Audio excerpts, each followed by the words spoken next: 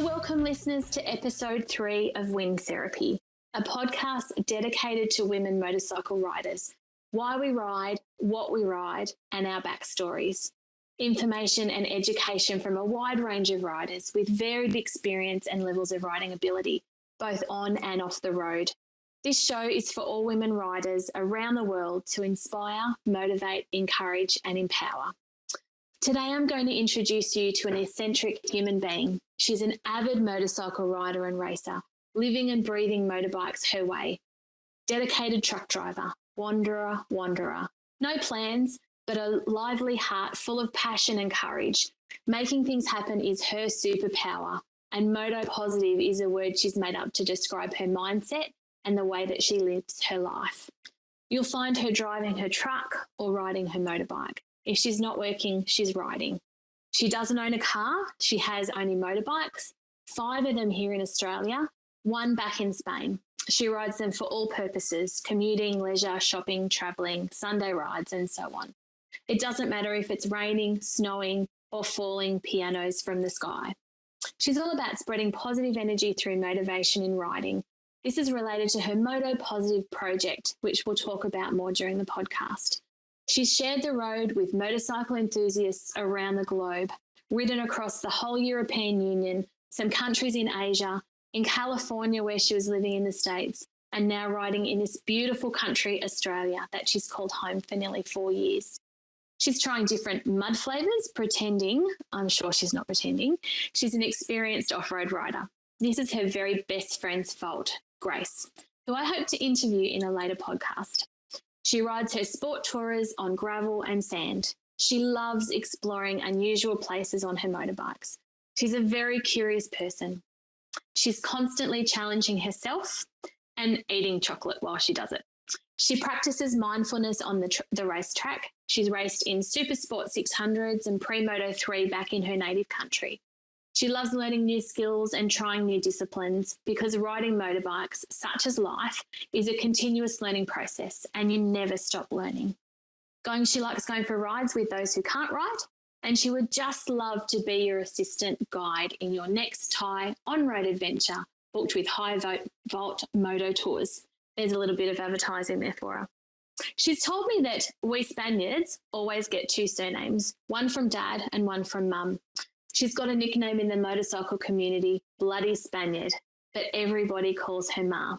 I'd like to introduce you to Ma Gomez. Welcome, Ma. Can you hear me? I can hear you.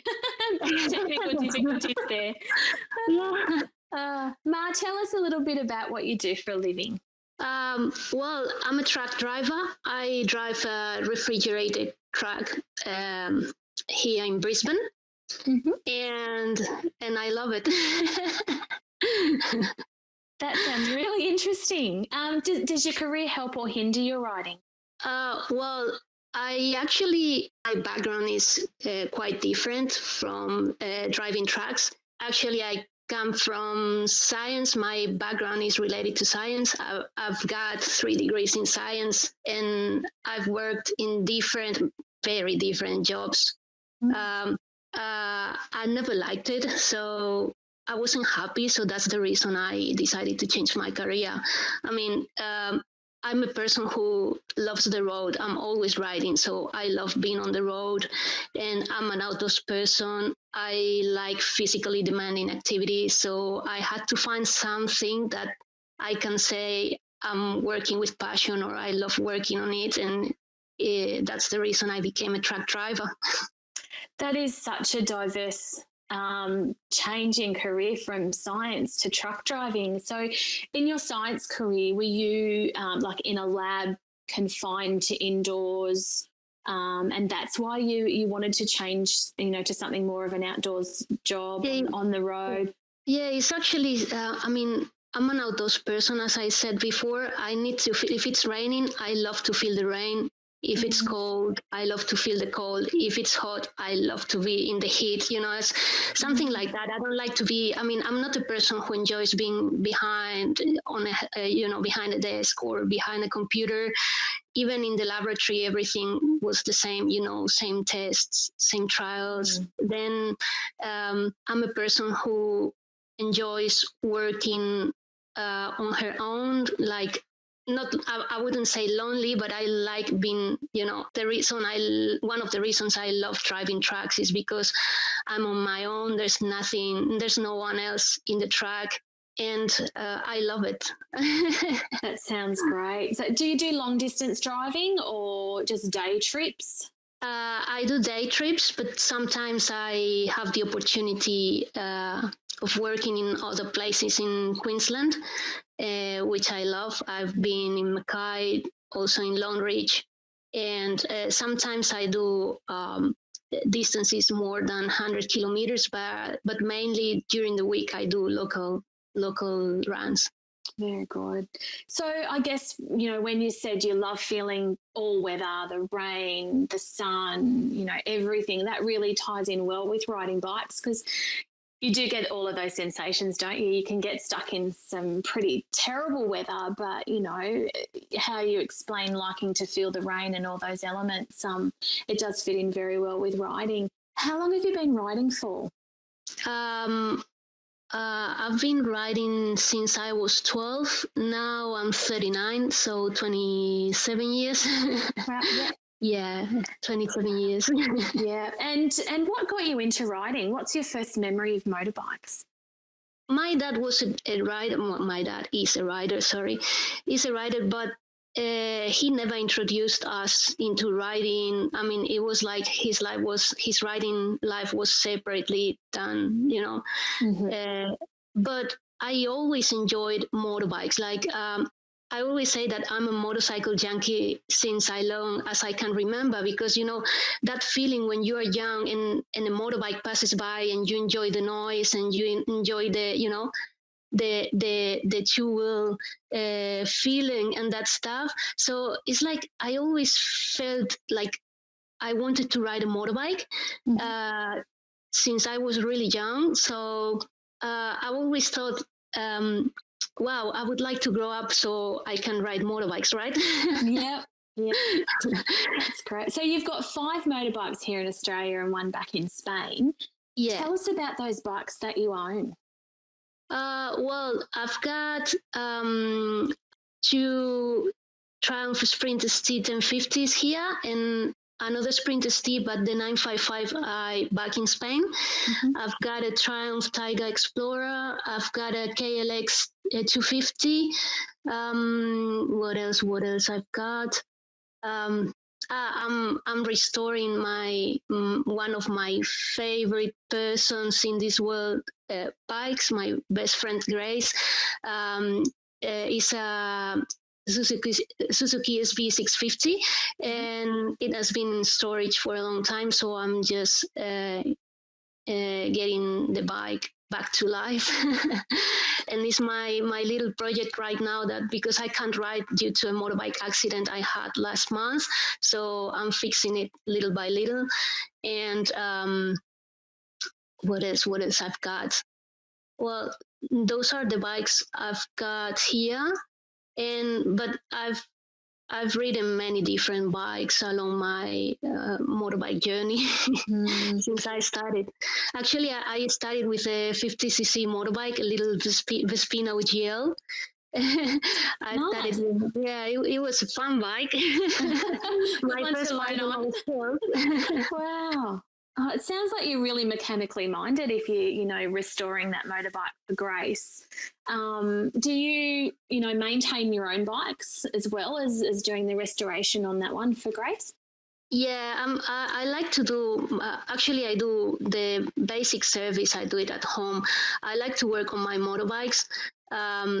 And I only send my motorbikes to the workshop when I don't know how to do something. But because I have to try first.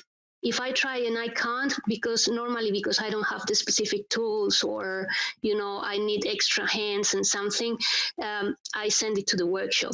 For example, I can't rebuild an engine at home. I don't have the means to do it. Mm-hmm. But all the rest, I would do it at home, oil filters. I can clean carburetors. I can synchronize carburetors as well. All related to brakes and fluids. Even I can change tires because I bought a tire changer and a manual balancer. I mean, it takes me a long time because it's not that fancy machine that people have in their workshops, but I have fun doing it. I love doing things by myself. I always say that I'm a doer. So it's like happiness, when you finally, especially when working on motorbikes, when you finished doing something that you thought you were not able to do, is that happiness feeling is good. Yeah, that feeling of accomplishment must be amazing. Like when you pulled something apart, put it back together, and it starts. Like, yeah, exactly. Just a dream come true. Yeah. Oh, you're such an inspiration. I wish I could do those things. And look, there's so many opportunities out there for everybody to learn about mechanics and little projects in towns that people are doing. I know there's one in Canberra at the moment that I've been watching with a group over there where they're actually pulling down a motorbike, putting it back together as a team project. So they really understand how it works, what can go wrong, and how to fix it, yourself, and really understanding those mechanics on how a bike works. And I think that's fantastic. It's just that other level, the next level of, riding that piece of machinery, not just enjoying how it rides or how it sounds or how it feels, but understanding where all that comes from. Yeah. And even modifying it to fit your particular wants or needs as well is a really interesting and important tool to have these days. There's so many different bikes and so many different things that you can do to them. Having that understanding and being able to do that yourself is a real good thing to have. So good on you. That's fantastic. So you mentioned about your motorbike incident, and I didn't actually ask you if we could talk about this prior to our chat, but... Hi, no problem. I had a motorbike accident with one of my Sprinter steeds, actually the one I bought just 5 days before the accident. Oh, no. And it was, I was coming back home from work, and a car driver who probably wasn't paying attention when driving crashed me from behind. And when after falling from the bike fell onto my knee, and now my knee is injured, so I can't do many things, especially involved if something physically is involved, because I've got my ACL and my MCL are damaged. So I have to wait. Now I'm waiting for the specialist opinion and what to do next. So I'm just taking it easy. And I can't ride motorbikes, but I can enjoy motorbikes in other way, So what are you doing to take your time and your mind off what's going on? Well, I'm doing online courses. I updated my first aid certificate as well. I'm learning Thai. I'm learning a new language. Wow. I'm working on the Suzuki SV, my friend's Suzuki SV. What else I'm doing? Watching lots of motorbike related videos and movies and documentaries. And also working in my personal projects, as I told you, Motopositive, and even a trip that I'm planning in the future. Wow, even though you're not able to physically do it, it sounds like you've got a lot going on and keeping your mind busy. Exactly. There are two options, right? Always, right? That is true. Complaining and being miserable, or just enjoying your time the way you can do it, right?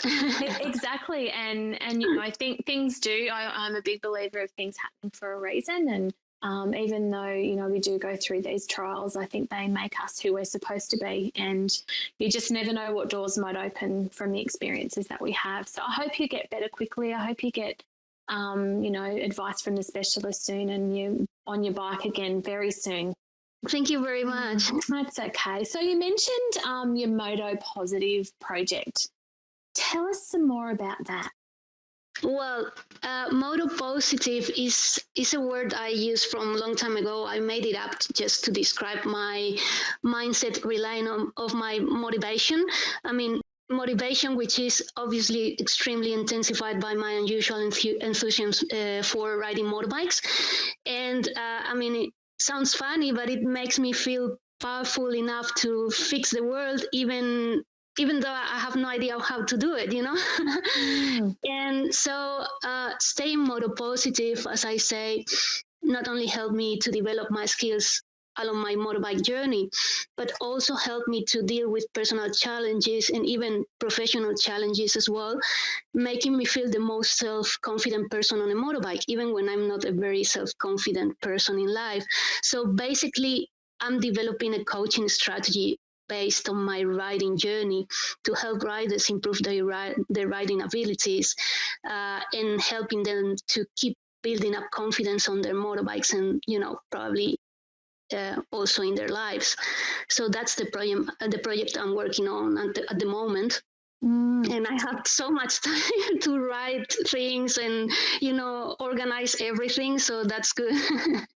Yeah, that's amazing. I can't wait to hear more about that and how we can spread that Motopositive project to the world as well. Keep me in mind when you're up to that stage, and if there's anything I can do, I'm really happy to be involved as well. That's really exciting. Yeah, anything I think that we can do to improve our confidence, whether we ride bikes or we don't, it's a really good thing. And sharing that love, sharing that confidence, sharing those strategies will help someone. So that's really exciting. Yeah. Thank you very much. Yeah, looking forward to hearing more about that.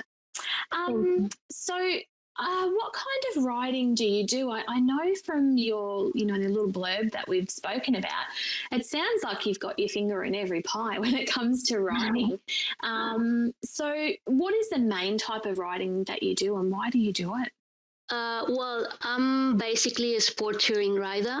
My favorite bikes are all sport tourers, and I love riding long distances. I love long distance rides, but no highways and no motorways. I get bored if I ride in a straight line. So my long distance rides have always plenty of windy roads and mountain roads.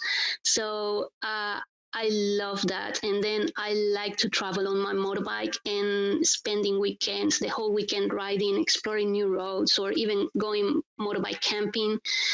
And if I get lost, I just enjoy it.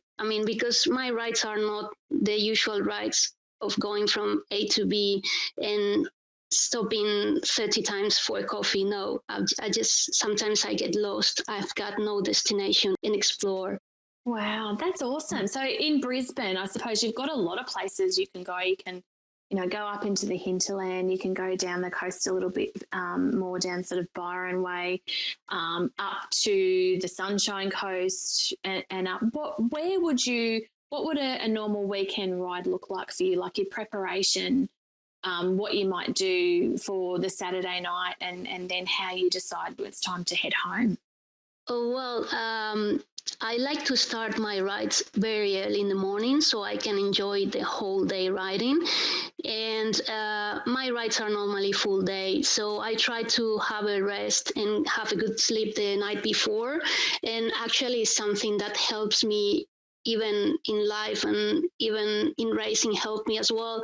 I think having a good rest is very important. If you don't sleep enough hours to feel that fresh the next morning, maybe it's not the best idea going for a ride because you feel tired. So you are not gonna feel not confident, because maybe you are confident, but maybe you can't anticipate quickly to certain situations. So having a good sleep is very important for me. And then, I usually meet my ride mates, or if I go for a ride alone, we normally start like at 7 or 6:30 because I mean, I love riding the whole day. Maybe in the whole day I do only just a couple of stops, just one for having a quick brunch and the other for having a wee. But basically riding. I like to ride. My favorite part, I would say, is the border between Queensland and New South Wales. I think the landscapes over there are amazing. The roads are beautiful as well. Lots of windy roads, some of them challenging, some of them fast, some of them, a little combination of everything. I enjoy everything, sharp corners, normal open corners, whatever that is gonna make my day fun. Yeah. Wow. So when you do your weekend rides, you mentioned that you camp. Do you take your own camping stuff with you? Yeah, I usually carry everything in my panniers or on top of the motorbike. I like to. I mean, sometimes I camp, sometimes I go to, I don't know, hotels or any kind of accommodation I find on the way. Or, well, I don't have the best camping tent ever. Actually, I remember when I went to Phillip Island, my tent is a cheap one from Aldi's, I think, or from, I don't know what shop. As long as it works. As long as it works. Well, I ended up in Phillip Island. One friend was offering me sleeping in his car because my tent, I mean, it was raining like crazy, raining really hard, and my tent was I think my tent was dissolving in the rain. Oh no. So everything was wet inside, my sleeping bag, my clothes, everything. So my friend was sleeping in his tent, which is an amazing tent. He could, put the motorbike inside and everything. And he just came and told me, you can sleep in my car if you're getting too wet. So that's what friends are for. So I don't have the most, advanced or expensive tools or setups to go for a ride. I mean, I don't want to say any brand because I don't think it's fair, but I don't use any kind. I mean, I just ride, I enjoy riding. I don't mind having the cheapest tent or I don't need to wear, the most expensive racing boots. As long as the boots I've got, they are of a good quality and reliable. It's not about the money you spend. It's about the how first. For me, the most important thing is building confidence on the motorbike, and then you can dedicate your money to other things. Sometimes the most expensive gear doesn't mean the best. That's right. Yeah, it's finding what works. I mean, we're all different people. Just making sure we're wearing the best gear for us. And it takes a bit of trial and error, doesn't it? And talking to people and finding out what's out there and testing things out to work out what you're comfortable in. Because if you're not comfortable when you're riding, you're not going to be confident and you're not going to enjoy it. So exactly. Finding the best for you, the safest for you as well. Yeah, we're all different.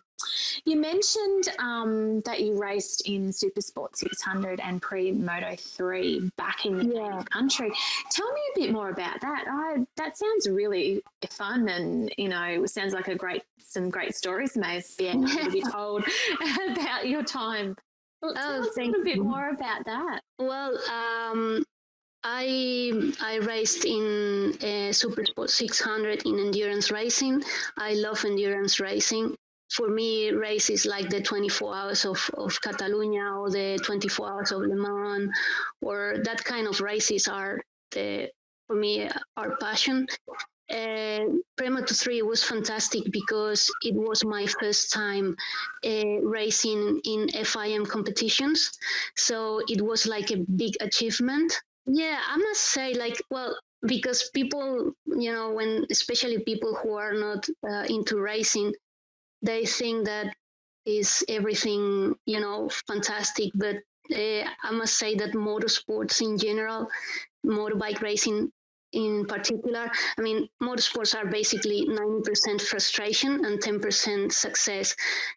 the fact of winning a battle against your thoughts, against your mind, right before facing that challenging corner.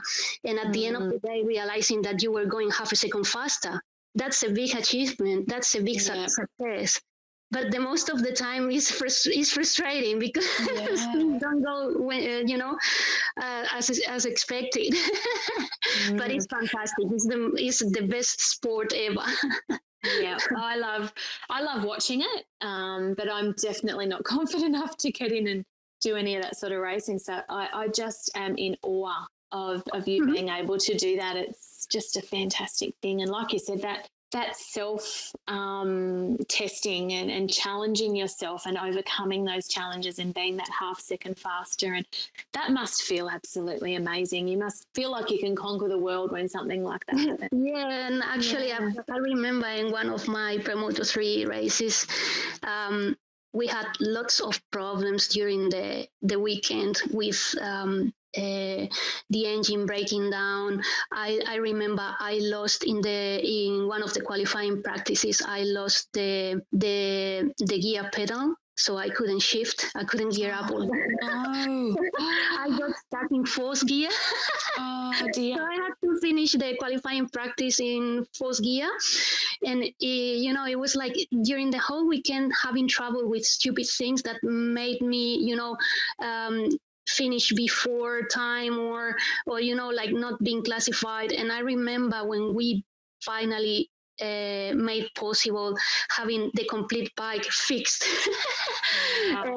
I was going to they opened the pit lane, so we could just enter the racetrack to do like the lap to form the starting grid. And when I was going to leave the pit lane, my engine broke down. So I had to go, running, pushing the bike backwards, from, we were like in one of the first boxes. So I had to run the 30 boxes backwards. Oh, no. Pushing the motorbike before the 3 minutes, they normally close the Parc Fermé. So we had like 3 minutes to fix that bike, and we couldn't do it on time, so I got a penalty for that, which mean that I lost my position in the starting grid, and I had to start the race in the last one position, just before the safety car. So there were empty places in between the last rider and me. So I was like very far from the rest of the riders. Despite of that, I managed to overtake, I think there were like 13 or 14 riders. So I started the last one in the starting grid, but I managed to finish the race like in between it was the 12th and the 19th position or something like that. And we were like 30, something like that, and I managed to finish in a good position despite of all the problems. Wow. So for me, that's a good, that's happiness. That's the definition of happiness. I bet, yeah. Even some of the other riders. Because in racing, I'm not going to say rivals, because in racing there's no rivals. They are like race mates from another team. Because in racing you don't race against other people, other riders. You race first against your mind and second against time. And there's nothing more beautiful than racing against time. And so all the people from other teams, even the rider who won the race came to visit me and say congratulations for what I did during the race despite of the problems. And for me, that was a very, very highlight point. Yeah, that's nice, isn't it? Yeah, that's teamwork. That's supporting other people, and that's really nice to hear. And so, why did you stop racing? I haven't stopped. I would like to do something here in Australia, but at the moment I'm saving lots of money because I have to buy a race bike. I'm also saving for my upcoming projects, especially the one that involves traveling around the world. So I haven't stopped racing, I just need a little bit of time to go back to trainings and track days and that stuff. Yeah, so you just paused Yeah, at the moment. exactly. It's paused. Beautiful. Oh, thank you for sharing that. That was really interesting. Really interesting. Thank you. So when you talk about the rides that you've done and you like that endurance riding, what's the furthest that you've ridden? Like in all the stuff that you've done in sort of Europe and Asia, and here in Australia, what's the longest ride that you've done? Well, in Europe, I think all the most of the Europeans, we are used to ride freely around the European Union because there are no borders. There's you can just enter other country just with your ID or your driver's license. You don't need a passport or a visa, right? So the longest ride I've done in one day was from Spain to the Netherlands in nearly 18 hours, covering a little bit more than 1,800 kilometers and stopping only for petrol, going to the toilet and having quick serve snacks. And I remember when I was back home, I got a couple of speeding tickets from France and the Netherlands. No. And that was the longest. But the most challenging was completing like nearly 1,600 kilometers in 24 hours, riding only winding mountain roads, some of them unpaved, in a region called Galicia in northern Spain. Mm-hmm. I did it with 2005 Yamaha R6, so it wasn't an adventure bike it was a sports bike. A sports bike, yeah, wow.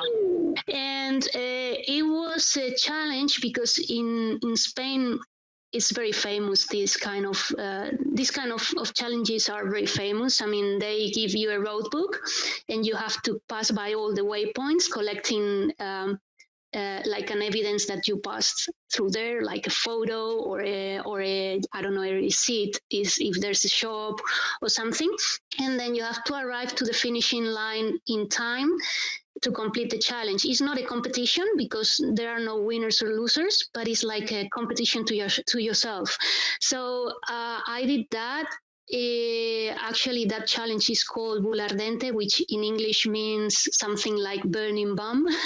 Yep, it would be burning. I get sitting for that long. It was a good challenge because I mean, the fact that you have to manage where to stop or when to sleep, and even your lunch stops and everything, because you have to complete the challenge before you have 24 hours to complete the challenge, right? So just managing all the time and your stamina as well, and even riding at night, because I found lots of wildlife at night. In northern Spain, we have lots of wild boars, wild pigs, and actually it's quite dangerous because they are one of the main causes of fatal accidents in motorbikes. And it was beautiful because you see all the the wildlife, but it's quite challenging as well because of the risk. And I complete the challenge and it was a good ride. Yeah, so that's definitely testing your endurance and your confidence and your bike as well. So that's amazing to do that. Did you enjoy it, or were you thinking as you were doing it, why am I doing this? No, actually, I was enjoying it. I really enjoy challenges on a motorbike. I mean, if I have to say, if I have scary moments on the motorbike, I wouldn't say I have scary moments on a motorbike. I mean, I enjoy everything I do. Even when I get in trouble with the motorbike, like, I don't know, I'm riding somewhere and I can't find a way to, I don't know, like some kind of trouble or even accidents. I'm not scared of accidents. I'm not scared of crashing. I've had several accidents with different motorbikes on the track and on the road, and they never decreased my motivation to keep riding. I know some people decide to quit riding after an accident, but I never experienced that feeling. My mindset is completely the opposite. I focus always on my recovery to go back to ride motorbikes as soon as I can, because if I can't ride, I feel stressed. So I I don't have like scary moments or moments I say, oh my God, what am I doing here with the motorbike? But I have, I mean, not in riding, but I have scary moments in life. I mean, my fears are more related to social interactions, or than to riding motorbikes. For example, meeting people in person for the first time for me is a big step out of my comfort zone. Mm-hmm. It doesn't mean I don't like people, of course. It just means that it's challenging for me due to my personality, right? And in riding, I really think that you should or you need to feel invincible to ride confidently. I mean, when you don't feel invincible, I think you pay too much when you pay too much attention to the possibility of having an accident instead of riding your machine. I think that you are not going to be able to pay attention to the important things, especially when you need to anticipate risky situations or you have to avoid a situation because you're going to be in trouble, right? So I'm not saying that you need to be reckless or aggressive riding, but I really think you need to feel that kind of invincible, as I call it. I know if it's not being invincible per se, it's just like that kind of confidence you have to feel. And I can explain it in other way. For example, in a professional speech, an executive with a high level role that have to take difficult decisions which have an impact in the company and blah blah blah, right? So to make those decisions, that person needs to feel extremely confident, right, about what he's going to do despite of the consequences. So that confidence comes from that sense of feeling invincible, which is what I call, which is just the feeling of trusting yourself because you know you are good at it and you accept all the consequences. And the same with riding motorbikes. So that's what I call feeling motopositive. Absolutely, yeah. I get how you had to make a name up for it because there's no real way to explain it unless you've been through that feeling and you get that from doing something. And we're all different and we get it from different things. But yeah, the feeling that you do get riding a bike, you can't explain it. You can't bottle it. You've got to be out there. You've got to be doing it. And it's amazing that you feel the way that you do, even when, you have those trials and crashes and things that don't go quite right. That mindset is amazing. And it's so inspiring to hear it because I do get questioned quite a lot from people, how do I get my confidence back? Is it normal to feel nervous before I get on my bike and go for a ride? I've had a really bad ride today. I don't think I want to ride anymore. How do we change those negative thoughts in our heads to make it a positive that, today didn't go as we planned, but what did I learn from it? How do I feel? How can I be more confident next time when I get on my bike? So you've explained that really well. Thank you. Thank you very much. Just wanted to ask you a question around as well, high volt moto tours. So you're saying that sometimes you're an assistant guide in, riding in Thailand. Tell us about what that is. We're out able to travel the world again, and I've come across a few barriers being a female rider. To go and doing tours overseas, and the guy saying to me, "No, it's just the boy thing. There's no way you'd be able to cope with a ride like this." But really interested to hear about what you are doing with high volt moto tours. Well, High Volt Moto Tours, first of all, is the moto tour company of my best friend, Grace. She's from Sydney, but she lives in Thailand. And she runs this company. She does off-road and on-road tours. Actually, she organizes like hard enduro tours that are really, really good. If you are into on-road or off-road, whatever, she has like the most challenging tours ever. It's not actually, I don't know why they say motor tours, because she doesn't offer motor tours. She offers experiences. Actually, when I said I'm her assistant guide because when she has a big group or she needs a little bit of help because maybe we have to split groups and make two groups or whatever, she calls me. So I fly to Thailand and I give her a hand. I'm her assistant Nice. guide. So actually, we are planning. We have some kind of projects together related, related to it. And if you are planning about riding Thailand, have a look to High Volt Motopositive. Definitely worth it. And probably, I don't know, if you are lots of people, maybe you have me there as assistant guide again. Yeah, sounds good. Sounds like a plan. And I would definitely like to talk to Grace, so I'll have to get her details. Yeah, she's amazing. Yeah. Please, you have to interview. Absolutely. I'd love to talk to her. Thank you. And I just wanted to get a little bit more information from you as well about Women Riders World Relay. I know you've been in Australia for about 4 years now. Yeah. And a little bit of backstory about you that you probably don't know that I know is that's how you came about living in Australia. Tell us about that adventure. Well, I must say, I'm I'm going to start from the beginning. Please do. Yep. Well, in 2018, I became part of the amazing global admin team who gave shape to the Women Riders World Relay. The relay started in 2019, but we started to organize it in 2018. I was the people in charge of the website. I was the person who was taking care of the that everything was working fine in the website. Like I was backend and front end support. I was also helping with the the social media channels, and also I also took part like ambassador, one of the ambassadors of my country, of Spain. So I organized the rides in northern Spain, the baton passing across borders, and also rode 11 countries, basically the whole European Union, and well, not all the European Union, but many countries in the European Union, and also India and Nepal.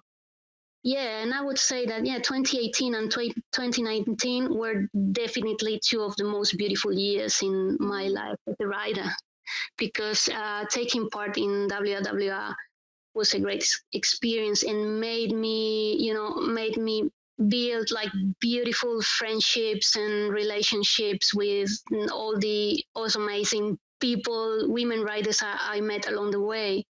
Yeah, that was great. I bet that, it would have been so exciting to do that, and for it to be part of that. Just an amazing event, Another quick question I've got just before we go. Why are you called the Bloody Spaniard? Where did that come from?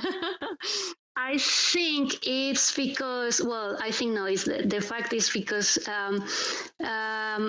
Spanish people, I think it's because of our language, the way we do the phonics and the pronunciation. People say that we speak too loud. And it's because of the language. It's not because we are rude or something. It's just because of the language feature. And so we speak too loud. So when I was speaking, people always said, "Oh my God, bloody Spaniard." So that's the reason. It's the bloody Spaniard. Bloody Spaniard. Ma, thank you so much. I've had a great time talking to you today. And I'm really looking forward to hearing more from you about your Motopositive project. It sounds really exciting, and I'd love to, be kept in the loop, when you're kicking that off the ground. And like I said, if you need anything, happy to be part of it as well if you need some extra support. And I really look forward to meeting you in person one of these days. We've got a few mutual connections, so I'm sure that'll happen. And if you're ever in the Snowy Mountains in New South Wales and you need a base to stay, please feel free to give me a call and come and stay with us. We'd love to have you. So thank you so much for your time, and lovely chatting with you today. Thank you. Also, if someday you come to Brisbane, you also have here a bed and a motorbike. So please come visit. I'll hold you to that for sure. Sounds good. Thanks, Ma. Thank you. You. Bye. Bye. Thanks so much for listening to this podcast. If you like what you heard, please tell your friends. If you or someone you know might like to be part of Wind Therapy episodes, email windtherapypodcast@yahoo.com. Special thanks to Megan Peacock for the awesome Wind Therapy illustration and to Zoe Francis for her technical support, direction and production of this podcast.